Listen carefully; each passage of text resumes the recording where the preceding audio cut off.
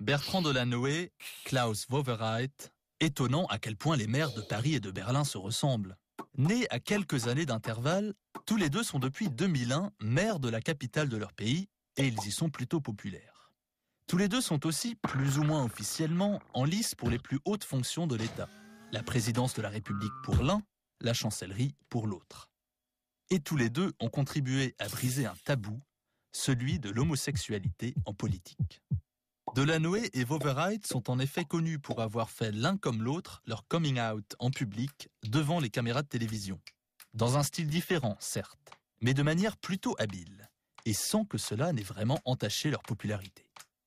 Delanoë a franchi le pas en 1998, alors qu'il n'était encore que sénateur, dans une émission de grande écoute. Il s'est confié sur ses préférences sexuelles à son intervieweur, assis dans un canapé, en jean et chemise. La France était alors en plein débat sur le Pax, une sorte de mariage light ouvert aux homos comme aux hétéros. Wowereit, lui, a préféré la méthode forte. En 2001, en pleine campagne pour la mairie de Berlin, il lance sans prévenir lors d'une réunion politique « Ich bin schwul und das ist auch gut so ». « Je suis gay et c'est bien comme ça ». La phrase est rentrée directement au panthéon des citations politiques allemandes. Mais malgré tous leurs points communs, les deux hommes, qui entretiennent d'ailleurs de bonnes relations, se ressemblent-ils vraiment autant qu'ils en ont l'air ? Wowereit, comme les anciens chanceliers Gerhard Schröder et Willy Brandt, qu'il admire, perpétue le mythe du self-made man à l'allemande. Dans son autobiographie parue en 2007, il raconte son enfance difficile dans le quartier populaire de Tempelhof à Berlin.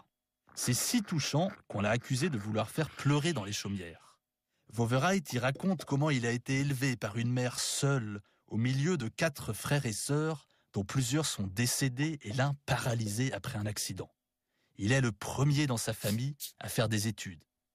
Et une fois diplômé de droit, il se lance très vite en politique. À 31 ans, il devient le plus jeune conseiller municipal de Berlin. Il grimpe ensuite les échelons jusqu'au fauteuil de maire.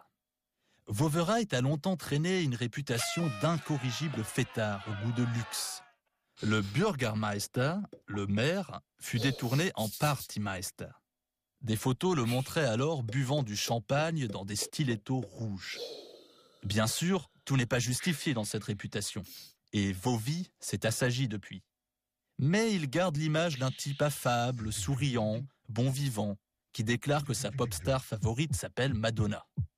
Bertrand Delanoë, lui, préférerait sans doute la mystérieuse Dalida, qui fut autrefois sa grande amie.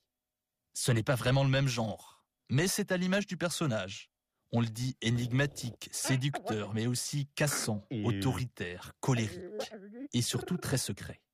Alors que toute l'Allemagne connaît le visage du compagnon de Wowereit, le chirurgien Jörn Kubicki, la vie privée de Delanoë, elle, reste un vaste point d'interrogation. De son côté, pas de traumatisme d'enfance à signaler, si ce n'est la séparation de ses parents au moment de son arrivée en France. Le maire de Paris est né en Tunisie, dans une famille de classe moyenne. À l'adolescence, il part avec sa mère à Rodez, dans l'Aveyron. Il y débute en politique avant d'être repéré par François Mitterrand et de monter à Paris. Là, son parcours se fait plus chaotique. Élu député en 1981, il fait ensuite une longue parenthèse dans le privé avant de revenir à la politique dans les années 90, avec le succès que l'on sait.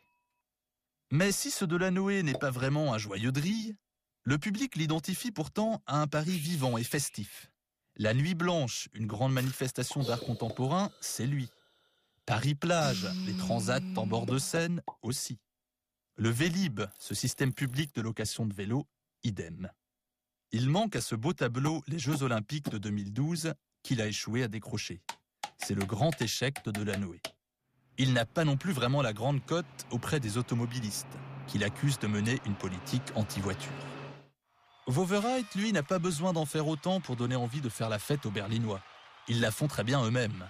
En revanche, la métropole culturelle et festive allemande manque toujours cruellement de dynamisme économique, d'emploi et de grands sièges sociaux.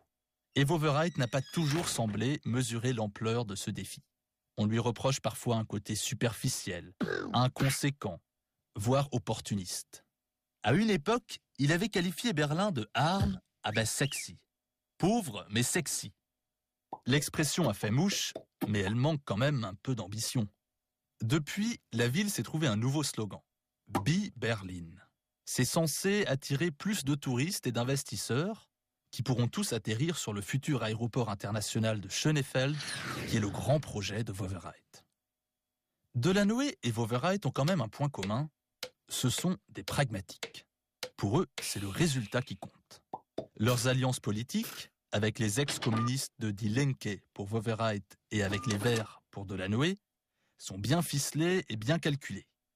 Ils parlent réduction des coûts, maîtrise de la dette. Ces maires-là se posent autant en chef d'entreprise qu'en homme politique. Jusqu'où cela les mènera-t-il? Les paris sont ouverts.